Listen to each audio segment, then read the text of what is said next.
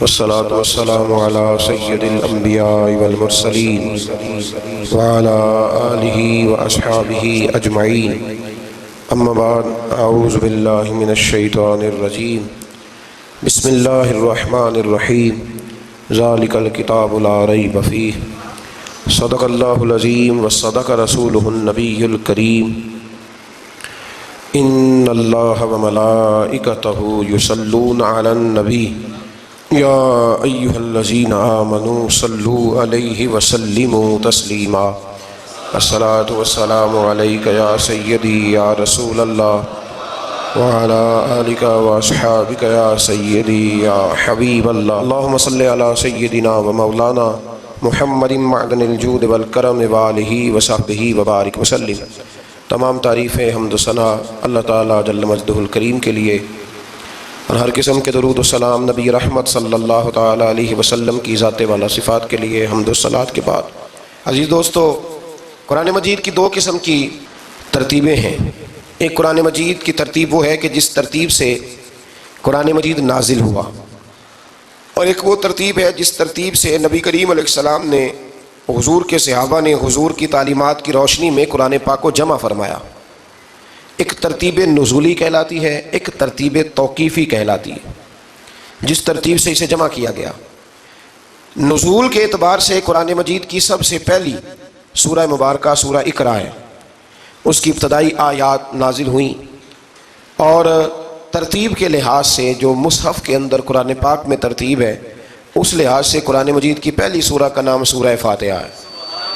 اور نبی کریم علیہ السلام نے فرمایا یہ سورہ فاتحہ اتنی شاندار ہے کہ ایسے کلمات کسی اور امت کو نہیں ملے جیسے اللہ نے سورہ فاتحہ میں ہمیں عطا فرمائے ہیں. قرآن پاک میں دو قسم کی صورتیں، ایک تو یہ میں نے عرض کر دی اس کی ترتیب، اسی طرح دو قسم کی صورتیں، کچھ مکی صورتیں ہیں اور کچھ مدنی صورتیں. ہمارے طالب علم اکثر اسکولوں اور کالجوں میں یہ سمجھتے ہیں کہ جو مکے میں نازل ہوئی وہ مکی ہیں، جو مدینے میں نازل ہوئی وہ مدنی ہیں. حالانکہ ایسا نہیں ہے. جو ہجرت سے پہلے نازل ہوئی وہ مکی ہیں، اور جو ہجرت کے بعد نازل ہوئی وہ مدنی ہیں. وہ آیت اگر بدر میں بھی نازل ہو نا، کچھ قرآن مجید کی آیات مختلف مقامات پر بھی نازل ہوئی ہیں. مختلف مقامات پر، حضور بدر میں تھے تو وہاں بھی قرآن مجید نازل ہوا. نبی کریم علیہ السلام احد میں تھے تو وہاں بھی قرآن پاک نازل ہوا.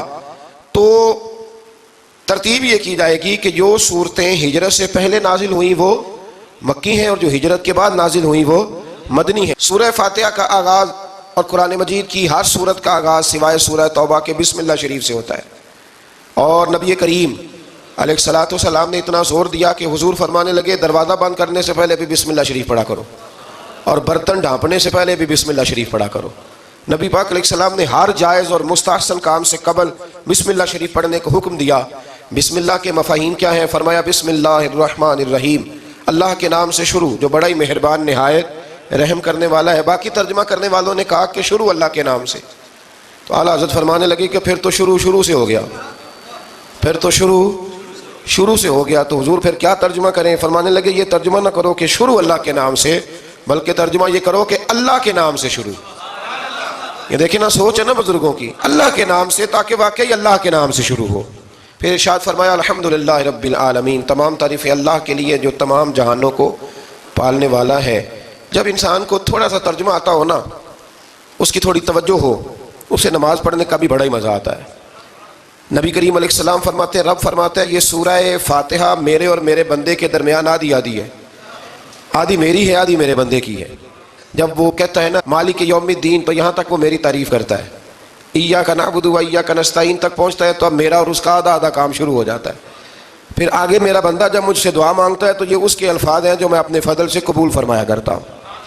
تو ارشاد فرمایا تمام تعریفیں اللہ کے لیے جو تمام جہانوں کا پالنے والا ہے. الرحمن الرحیم، بڑا ہی مہربان ہے نہایت. یہ رحمان مبالغے کا صیغہ ہے، یعنی اتنا رحم کرنے والا کہ جتنا کوئی اور رحم نہ کر سکے. اس لیے اللہ ہی رحمان ہو سکتا ہے، بندہ کوئی رحمان نہیں ہو سکتا. بندے کو رحیم کہا جا سکتا ہے، نبی پاک رحیم ہے لیکن رحمان نہیں ہے. اس لیے کسی بھی انسان کا نام رحمان نہیں ہو سکتا. کسی دکان پر بعض اوقات لوگ نام رکھ لیتے ہیں رحمان بک ڈپو، تو یہ درست نہیں ہے. بندے کا نام رحمان نہیں ہو سکتا. عبد الرحمان، اس لیے کہ یہ لفظ رحمان خدا کے علاوہ کسی اور کے لیے بولنا درست نہیں ہے۔ پھر ارشاد فرمایا مالک یوم الدین، اللہ مالک ہے قیامت کے دن کا۔ تو یا اللہ آج کے دن کا مالک بھی تو ہی ہے، آج یکم رمضان مبارک ہے تو اس دن کا مالک بھی اللہ ہی ہے۔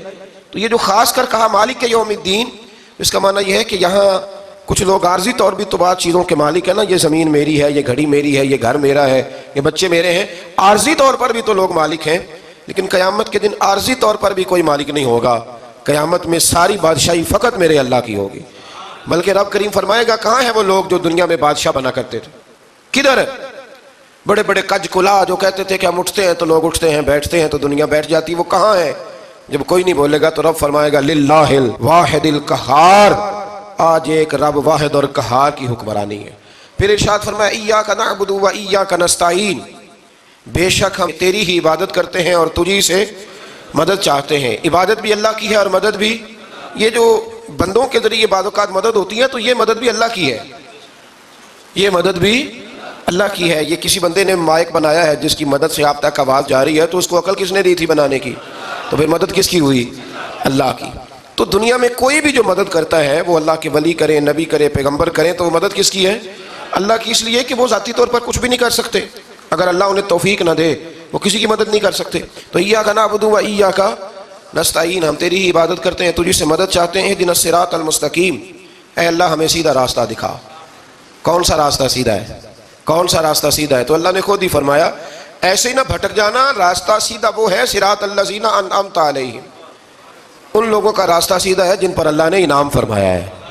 اور وہ کون ہے؟ قرآن مجید نے خود فرمایا انعم اللہ علیہم من النبیین والصدیقین والشہداء والصالحین، وہ نبی ہیں، صدیق ہیں، شہید ہیں اور نیک لوگ ہیں۔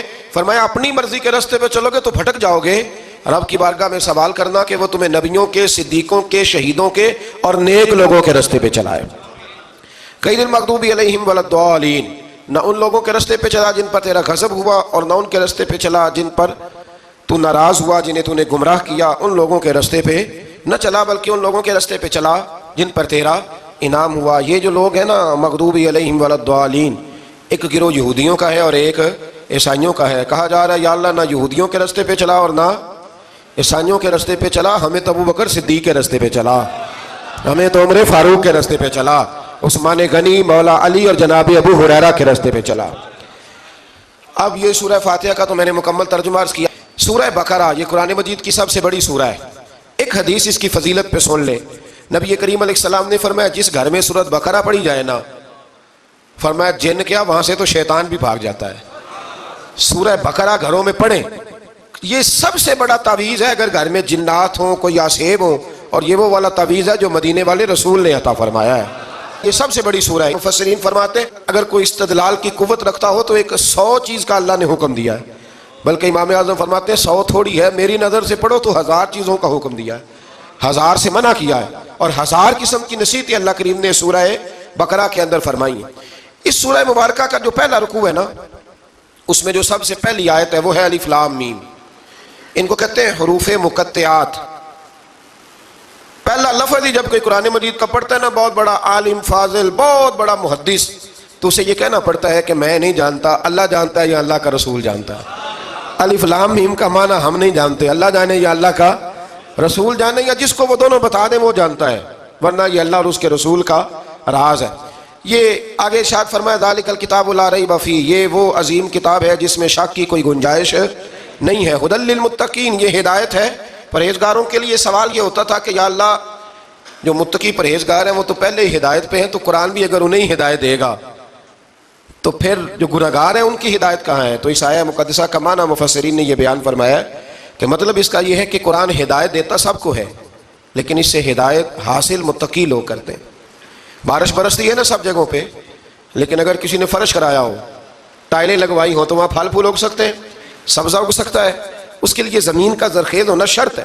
قرآن مجید سب کو ہدایت دیتا ہے، لیکن قرآن مجید سے ہدایت لیتے وہ ہیں جنہیں اللہ نے تقوی والا دل عطا فرمایا ہے، ڈرنے والا دل دیا۔ آگے جو آیات ہیں نا 5، ان میں اللہ تبارک و تعالیٰ نے متقی لوگوں کی فضیلت بیان کی ہے، نشانیاں بیان کی ہیں کہ وہ کون ہوتے ہیں۔ ان میں پہلا ارشاد فرمایا کہ متقی وہ ہوتا ہے جو غیب پہ ایمان لے آتا ہے۔ اس چکر میں نہیں پڑتا کہ آنکھوں سے دیکھوں گا تو مانوں گا۔ اور دوسرا فرمایا متقی وہ ہوتا ہے جو نماز قائم کرتا ہے اور اللہ کے دیے ہوئے رزق سے اللہ کے راستے میں خرچ کرتا ہے۔ اور تیسرا فرمایا متقی وہ ہوتے ہیں کہ محبوب جو قرآن ہم نے آپ پہ نازل کیا اس پر بھی ایمان لاتے ہیں، اور جو آپ سے پہلے نازل کیا گیا اس پر بھی ایمان لاتے ہیں، یعنی تورات کو، زبور کو، انجیل کو، اس کو بھی وہ مانتے ہیں۔ اور پھر اللہ کریم نے فرمایا اولئک علی ھدی من ربہم واولئک ھم المفلحون، یہ جو لوگ ہیں نا غیب پر ایمان لانے والے، نماز پڑھنے والے، زکوٰۃ دینے والے، پچھلی کتابوں کو بھی ماننے والے، نبیوں کو بھی ماننے والے اور رسول پاک پر ایمان لانے والے، فرمایا یہ وہ لوگ ہیں جو اللہ کی طرف سے ہدایت پر ہیں، اور یہ وہ لوگ ہیں جو دنیا میں بھی کامیاب ہو جائیں گے اور آخرت میں بھی کامیاب ہو جائیں گے۔ پھر آگے نا اللہ تبارک و تعالیٰ نے کفار کا ذکر فرمایا ہے 3 آیات کے اندر۔ مومن کے بعد دوسرا درجہ کس کا ہے؟ ذکر میں کافر کا۔ پہلے بات ہوئی 5 آیات میں مومنوں کی، اب 3 آیات میں ذکر کیا گیا پکے کافروں کا۔ مومن وہ ہوتا ہے زبان سے بھی اللہ اور اس کے رسول کو مانے، ان کی لائی ہوئی چیزوں کو مانے اور دل سے بھی تسلیم کرے، اور کافر وہ ہوتا ہے کہ جو نہ زبان سے مانتا ہے اور نہ ہی دل سے تسلیم کرتا ہے۔ پھر اللہ تبارک و تعالیٰ نے 13 آیات کے اندر، 3 آیتوں میں کافروں کا ذکر کیا اور 13 آیات کے اندر پھر منافقین کا ذکر فرمایا ہے۔ منافق اس کو کہتے ہیں، منافق اس کو کہتے ہیں جو زبان سے تو دعوے اونچے اونچے کرتا ہے ایمان کے، لیکن اس کے دل میں ایمان موجود نہیں ہوتا۔ آپ حیران ہوں گے، یہیں پہ بات کو ذرا غور سے سمجھیں کہ مومنوں کا ذکر 5 آیات میں اور کفار کا 3 آیات میں، پکے کفار کا، اور منافقین کے لیے اللہ نے اگلے ہی رکوع میں 13 آیات بیان فرمائی۔ 13، یہ خطرناک گروہ ہے منافقین کا، یہ خوفناک لوگ ہیں، یہ وہ چھپی ہوئی بیماری ہے کہ جس کو پکڑنا تھوڑا مشکل ہے۔ کچھ بیماریوں کو ڈاکٹر کہتے ہیں نا یہ خاموش قاتل ہے، قتل کر دیتی ہے پر پتہ نہیں لگنے دیتی، اسی طرح منافقین کا ٹولہ ہے۔ قرآن مجید کہتا ہے ان منافقین کے بارے میں وَمِنَ النَّاسِ مَن يَقُولُ آمَنَّا بِاللَّهِ وَبِالْيَوْمِ الْآخِرِ وَمَا هُمْ بِمُؤْمِنِينَ، اے محبوب کچھ لوگ کہتے ہیں ہم اللہ اور آخرت پر ایمان لائے، لیکن وہ ایمان لانے والے نہیں ہیں۔ تو جب رب کہتا ہے نہیں ہے، آج کسی کو کہہ دیا جائے نا کہ وہ بندہ جھوٹا کلمہ پڑھتا ہے، اس کی باتیں نہیں بتاتی، تو کہتے ہو آپ ایک کلمہ گو کو برا کہہ رہے ہیں۔ تو یہاں تو اللہ ان کے کلمے کا بھی اعلان فرما رہا ہے اور ان کے نفاق کا بھی اعلان 13 آیات میں۔ اور رب فرماتا ہے یخادعون اللہ والذین آمنوا وما یخدعون الا انفسهم وما یشعرون، فرمایا وہ اللہ کو دھوکہ دینا چاہتے ہیں اور مومنوں کو، حالانکہ نہیں دھوکہ دیتے مگر اپنی ہی جانوں کو، انہیں شعور ہی نہیں۔ اللہ تبارک و تعالیٰ نے 13 آیات کے اندر، مکہ مکرمہ میں منافق کوئی نہیں تھا جب تک حضور نے ہجرت نہیں کی تھی۔ کیوں؟ اس لیے کہ وہاں جو کلمہ پڑھتا تھا اسے مار کھانی پڑتی تھی۔ تو کسی کو کیا مصیبت پڑی تھی جھوٹا کلمہ پڑھ کے مار کھائے؟ مدینے میں جب اسلامی حکومت قائم ہو گئی نا، تو کچھ لوگوں نے اسلامی حکومت سے فائدہ لینے کے لیے جھوٹے موٹے کلمے پڑھ لیے، اندر کفر رکھتے تھے، اوپر سے اظہار اسلام کرتے تھے۔ تو رب فرماتا ہے کہ ان کا یہ ایمان قابل قبول نہیں ہے۔ تو یا اللہ پھر کس کا ایمان قابل قبول ہے؟ تو اللہ کریم نے فرمایا وَإِذَا قِيلَ لَهُمْ آمِنُوا كَمَا آمَنَ النَّاسُ، جب ان سے کہا جاتا ہے نا اس طرح ایمان لاؤ جس طرح دوسرے لوگ لائے، یعنی ابو بکر صدیق کی طرح ایمان لاؤ، عمر فاروق کی طرح ایمان لاؤ، عثمان غنی کی طرح، مولا علی کی طرح، بلال حبشی کی طرح، تو کیا جواب دیتے ہیں؟ قالوا انؤمن كما آمن السفہاء، کیا اس طرح ایمان لائیں جس طرح یہ بیوقوف ایمان لائے؟ الا انہم هم السفہاء، اللہ فرماتا ہے خبردار بے شک وہی بیوقوف ہے، ولکن لا یعلمون، لیکن انہیں اس کا علم نہیں ہے۔ وہ کہا کرتے تھے کہ یہ تو بیوقوف ہے معاذ اللہ، ابو بکر صدیق نے سارا ہی مال دے دیا نبی پاک کو، عمر فاروق نے آدھا دے دیا، مولا علی نے سارا کچھ حضور کے نام کر دیا، عثمان جو کماتے محنت کے ساتھ وہ سارا وہاں جا کے پیش کر دیتے، تو بیوقوفی ہے۔ آج بھی کچھ لوگ کہتے ہیں کلمہ پڑھنا چاہیے سیدھا سیدھا، یہ کیا بات ہو گئی، کیا بندہ مسیتڑی ہو جائے؟ کاروبار بھی تو کرنا ہے نا، نماز روزہ بھی، تو بیوقوفی ہے۔ اللہ جواب دیتا ہے، فرمایا الا انہم هم السفہاء، خبردار بیوقوف تو تم ہو کہ میرے محبوب کی شریعت کا، دین کا، روحانیت کا سورج چمک رہا اور تم نے فیض ہی کوئی نہیں حاصل کیا۔ تو میرے بھائیوں، صحابہ کا ایمان وہ ایمان ہے، اہل بیت نبوت کا وہ ایمان ہے کہ اللہ کو ایمان بھی وہ والا پسند ہے جو حضور کے غلاموں جیسا ایمان ہو۔ اللہ تبارک و تعالیٰ نے منافقین کا ذکر فرمایا، تو پھر اللہ کریم نے فرمایا یہ تو وہ بیوقوف لوگ ہیں، اس آدمی کی طرح ہیں جو آگ جب پوری جلا لیتا ہے نا، روشنی پھیل جاتی ہے تو پھر اللہ اس کا نور لے جاتا ہے۔ انہوں نے بھی چلاکیاں کر کے تھوڑا سا ماحول بنایا تھا، تو اللہ نے ان کے سارے پردے کھول دیے، ان کے پاس کچھ باقی بچا، ان کے پردے کھل گئے۔ رسول کریم علیہ السلام کی بارگاہ میں نا ایک دن ان منافقین نے شرارت کر دی۔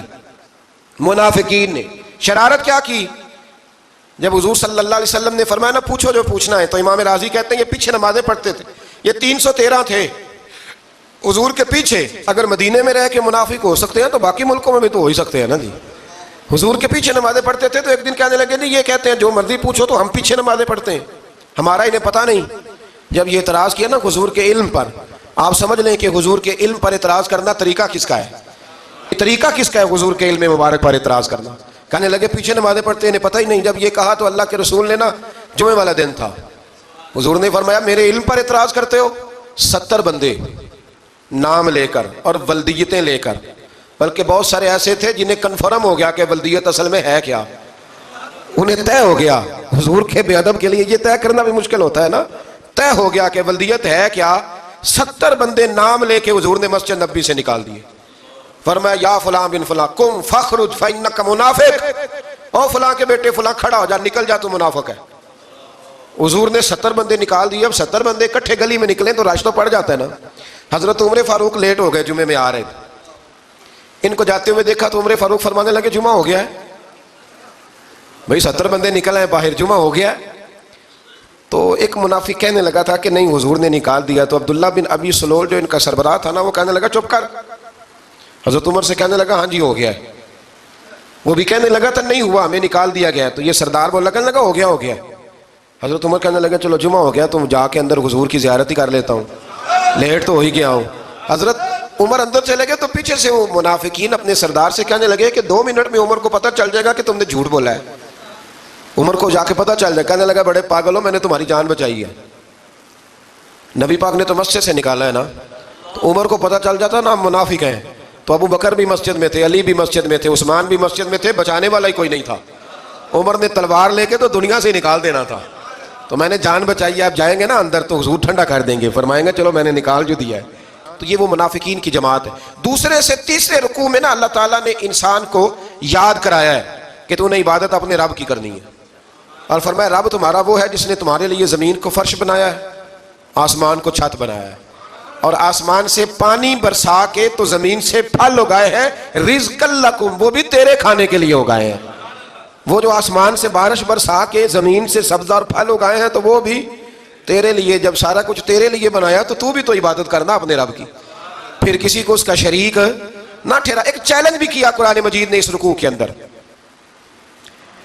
کہا کرتے تھے مکے کے لوگ کہ آپ قرآن مجید کی آیتیں نبی کریم علیہ السلام سے کہا کرتے تھے کہ معاذ اللہ آپ خود بناتے ہیں، بنا کے لاتے ہیں. تو اللہ کریم نے فرمایا وَإِن كُنتُمْ فِي رَيْبٍ مِّمَّا نَزَّلْنَا عَلَىٰ عَبْدِنَا فَأْتُوا بِسُورَةٍ مِّن مِّثْلِهِ، اگر تمہیں شک ہو نا اس میں جو ہم نے بندہ خاص پہ نازل کیا ہے تو تم بھی اس جیسی ایک صورت بنا کے لاؤ. پڑھے لکھے تو تم بھی ہو نا، مکے میں تم بھی رہتے ہو، تو ایک صورت بنا کے لاؤ. قرآن مجید ہم سے چھینا گیا ہے سازش کے تحت، اس لیے کہ جس قوم کو قرآن آ جاتا ہے نا پھر کوئی کافر اس کا مقابلہ نہیں کر سکتا. دیکھیں نا اگر کافروں کے پاس جواب ہوتا قرآن پاک کا تو بدر اور احد میں نا کوئی آیت بنا کے لاتے قرآن کے مقابلے کی، تلواریں لے کے نہ آتے. ان کے پاس جواب ہی نہیں تھا. اور قیامت تک کسی کافر کے پاس قرآن مجید کا کوئی جواب، قرآن کا کوئی جواب، قسم اللہ کی جواب کوئی نہیں قرآن کا، اس کا کوئی جواب نہیں. کیا بات ہے قرآن پاک کی. وہ ایک دفعہ مسلمہ کذاب بے ایمان کہنے لگا میں نے بنا لیا ہے قرآن پاک کا جواب. معاذ اللہ. جواب کیا بنایا؟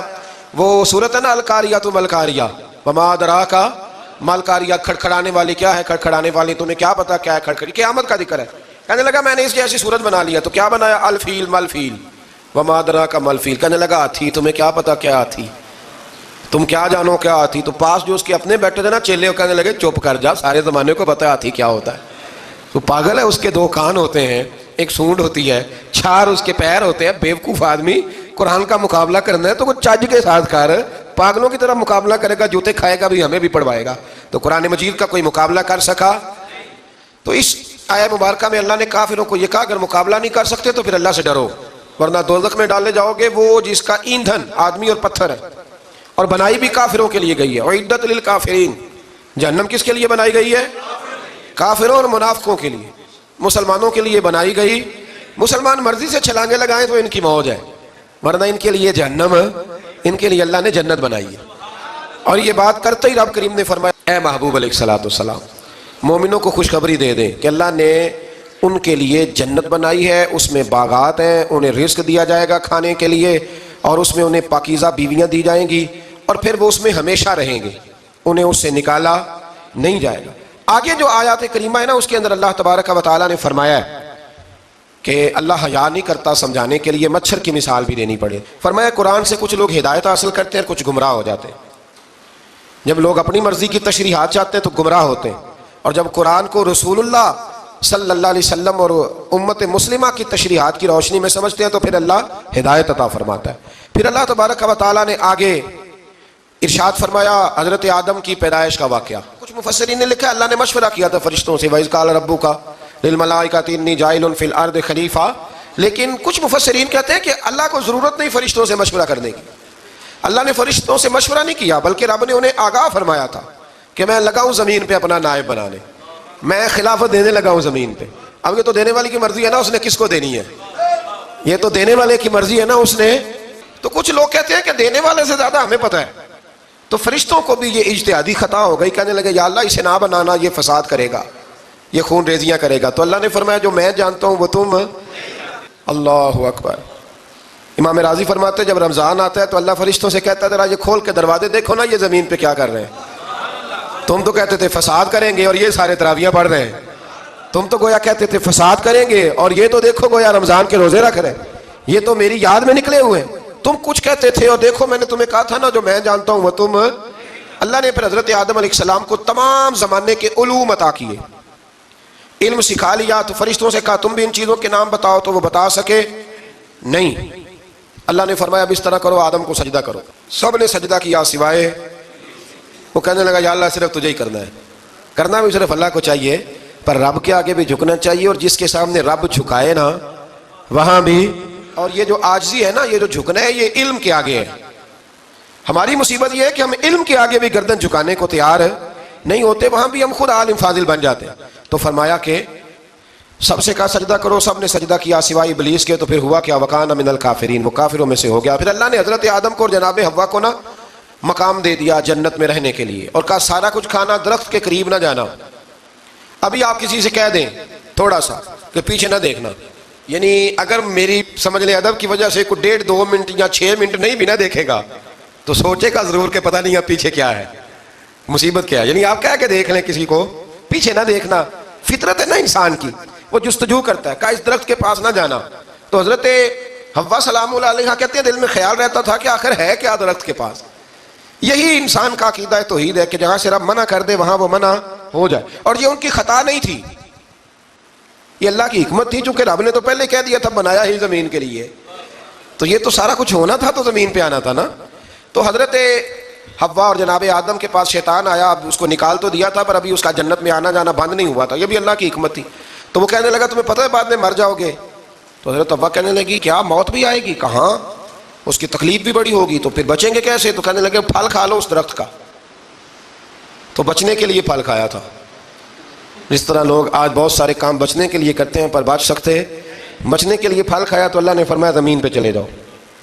تو حضرت آدم زمین پہ آئے، پھر کئی 100 سال روتے رہے، فَتَلَقَّى آدَمُ مِن رَبِّهِ کَلِمَاتٍ، تو پھر اللہ نے خود ہی جناب آدم کو کچھ کلمے سکھائے۔ علامہ اسماعیل لکی فرماتے ہیں وہ کلمے یہ تھے کہ حضرت آدم نے میرے نبی کا وسیلہ پیش کیا، تو اللہ کریم نے جناب آدم کی دعا کو مقبول فرما لیا۔ پھر آگے بنی اسرائیل کا ذکر آ جاتا ہے۔ اللہ تعالیٰ نے بنی اسرائیل، آج آپ اسی قوم کو یہودی کہتے ہیں، ان کو اللہ نے اس زمانے میں فضیلت عطا کی تھی بہت زیادہ۔ تو عرب کے اندر جب نبی پاک علیہ السلام نے اعلان نبوت کیا تو کچھ لوگوں نے یہ کہہ دیا کہ اگر یہ یہودی کلمہ پڑھ لیں گے تو ہم بھی پڑھ لیں گے، تو پھر اللہ نے انہیں یاد کرایا کہ تم اصل میں کیا ہو، تمہیں کلمہ پڑھنا چاہیے۔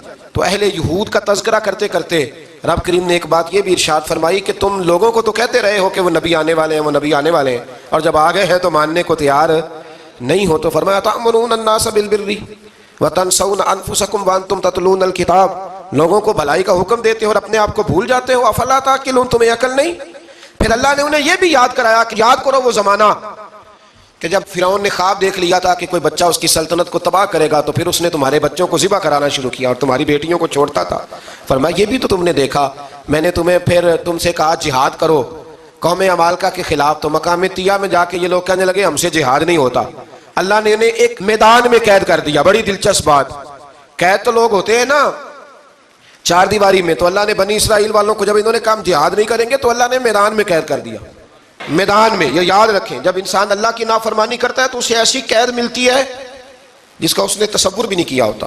ایک میدان ہے مقام طیہ، قید ہو گئے، سارا دن سفر کرتے تھے، سارا دن، تو رات کو تھک کے سوتے تھے، صبح اٹھتے تھے نا جب، تو وہیں ہوتے تھے جہاں کل صبح چلے تھے۔ تو رب جب کسی کو قیدی بناتا ہے تو اسے زنجیروں کی، سلاخوں کی ضرورت ہے۔ دعا فرمائے اللہ تبارک و تعالی غموں سے نجات عطا فرمائے، یہ دعا فرمائے۔ ایسی قید دیتا ہے کہ جس سے پھر چھٹکارا ہو سکتا۔ تو بنی اسرائیل کا بہت زیادہ تذکرہ اس بارے میں اللہ تبارک و تعالی نے پھر بیان کیا، اور پھر کہا کہ انہیں جو حکم دیا جاتا تھا یہ اس کی سرتابی کرتے تھے، پھر اللہ نے ان پر ذلت نازل کر دی اور یہ ہمیشہ اس کا شکار رہے۔ قوم سبت کا ذکر فرمایا اللہ نے، ہفتے والے دن کچھ لوگ نافرمانی کرتے تھے۔ ہمارے بھی ہیلے بہانے ہیں نا آج کل کاروبار میں۔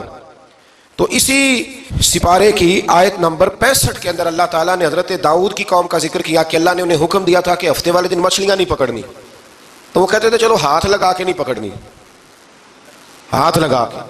وہ ہمارے لوگ ہیلے بہانے تلاش کر لیتے ہیں نا، وہ بڑے جناب انشورنس والا آ گیا، اب وہ بینک والا آ گیا، وہ فلانے صاحب آ گئے، وہ تروڑ مروڑ کے کہانیاں باتیں، اور پھر ہمیں بھی رستے مل جاتے ہیں بچنے کے۔ مفتی صاحب نے کہہ دیا تھا، ایک مولانا سے میں نے ان کو کہا ہفتے والے دن مچھلیاں نہیں پکڑنی، کہا نہیں پکڑتے، چھوٹے چھوٹے حوض بنا لیے۔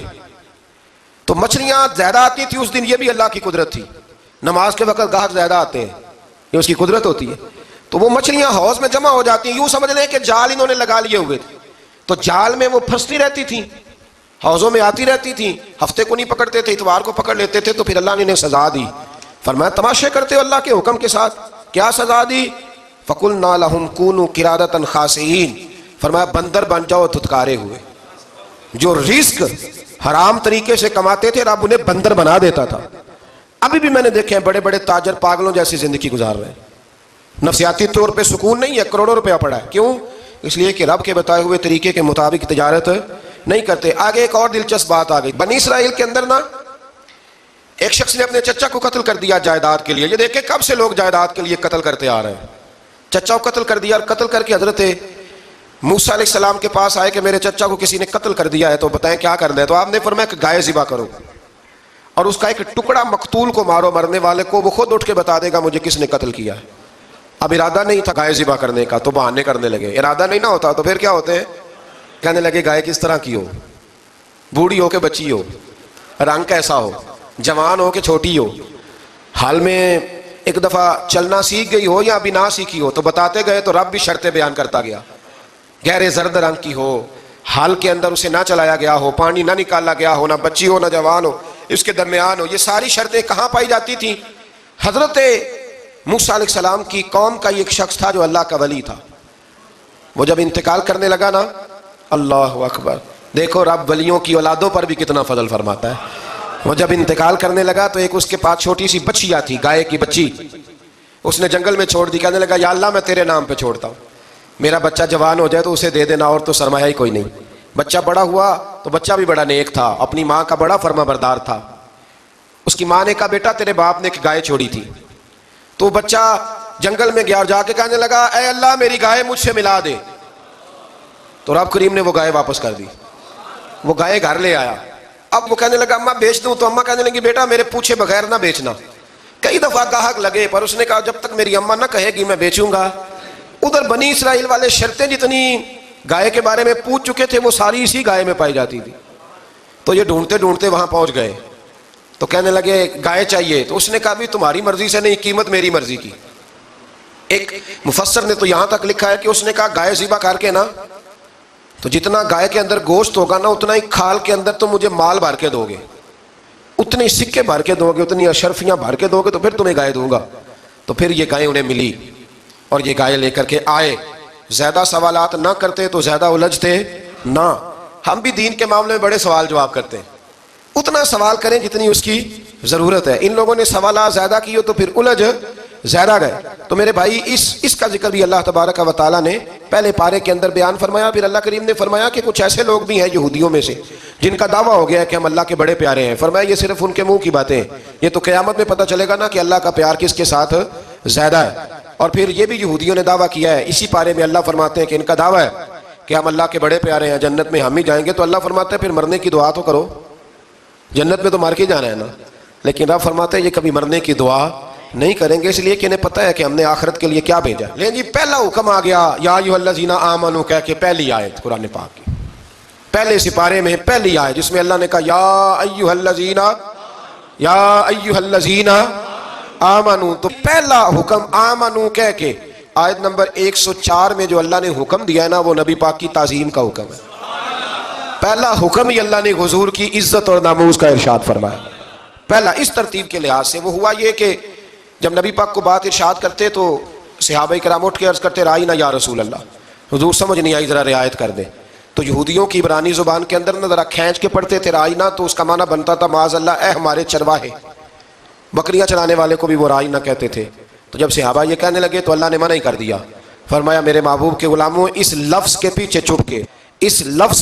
چھپ کے لوگ میرے نبی کی بے ادبی کر جاتے ہیں، تو جس لفظ کا کوئی ایک معنی بے ادبی والا بنتا ہو وہ لفظ بھی میرے نبی کے لیے نہ کہو، لفظ وہ والے کہو جس میں کوئی بے ادبی کا معنی نکلے نہ۔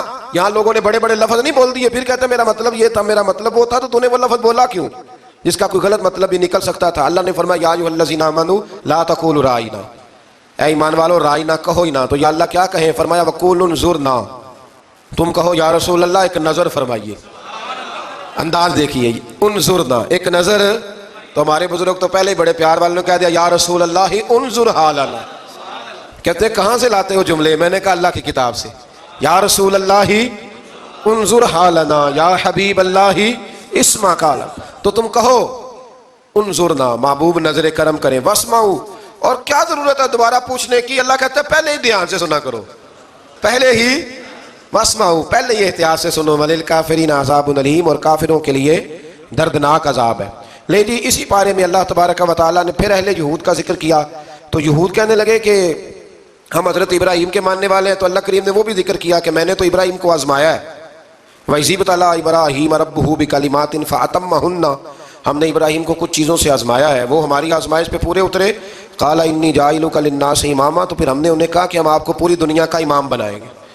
وہ آزمائش کیا تھی؟ آگ میں جانا بھی آزمائش، بیٹے کا نہ ہونا بھی آزمائش، بیٹا ہوا تو پھر اسے وادی غیر ذی زرع ان میں چھوڑ کے آنا بھی آزمائش، بڑا ہوا تو پھر ذبح کرنا بھی آزمائش۔ فرمایا جہاں جہاں آزمایا ہے نا ابراہیم ہماری آزمائش میں پورے اترے۔ فرمایا تو مفت میں حضرت ابراہیم کی اولاد بنتے ہو اور ان کا نام لیتے ہو اور ان کے ساتھ اپنا تعلق بناتے ہو، دیکھو تو صحیح وہ کتنی آزمائشوں سے گزرے۔ تو اس کا بھی اللہ نے اسی میں ذکر فرمایا۔ اور پھر وہ بات کرتے تھے حضرت یعقوب کی اور حضرت اسحاق کی، تو فرمایا وہ تو ہمارے اتنے خاص بندے تھے کہ وصال کے وقت بھی انہوں نے اپنی اولادوں کو نصیحت فرمائی تھی کہ اللہ کی توحید پہ قائم رہنا، اس کا ذکر بھی اللہ نے اسی پارے میں بیان فرمایا۔ اور جو حضرت ابراہیم اور جناب اسماعیل نے کعبہ تعمیر کیا تو اس کا ذکر بھی اللہ تعالیٰ نے اسی پارے میں فرمایا۔ اور فرمایا جب وہ کعبہ بنا رہے تھے تو کہہ رہے تھے ربنا تقبل منا، کہہ رہے تھے اے اللہ بنا ہم نے دیا ہے پر مہربانی فرما ہم سے قبول فرما لے۔ تو جو آیہ کریمہ آخر میں عرض کرنا چاہتا ہوں اس پر بھی تھوڑی توجہ فرمائیں گے تو بات بڑی نکھر کے باہر آئے گی۔ یہ 16ویں رکوع کے اندر اللہ نے پھر یہود اور عیسائیت کا ذکر فرمایا، تو اللہ کریم نے ایک بات ارشاد فرمائی۔ یہودیوں کے ہاں جب کوئی بچہ پیدا ہوتا تھا پیلے رنگ کے ساتھ اس کو رنگتے تھے، یا کوئی خاص رنگ تھا ان کا، بچہ پیدا ہوتا تو اس پر وہ رنگ چڑھاتے کہ یہ جی ہمارے مذہب کا رنگ ہے۔ ہمارے ہاں بھی رسمیں ہیں نا اپنی اپنی، معاذ اللہ اپنی اپنی نہیں ہونی چاہیے، اللہ رسول کا حکم ہونا چاہیے۔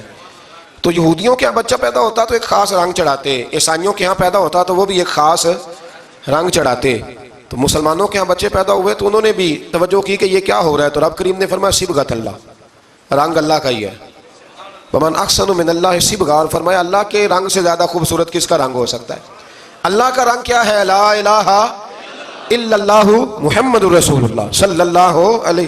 فرمایا نیلے پیلے کالے رنگ نہ چڑھاؤ، اپنے ذہن پر توحید و رسالت کا رنگ چڑھاؤ، یہ سب سے بہترین رنگ ہے۔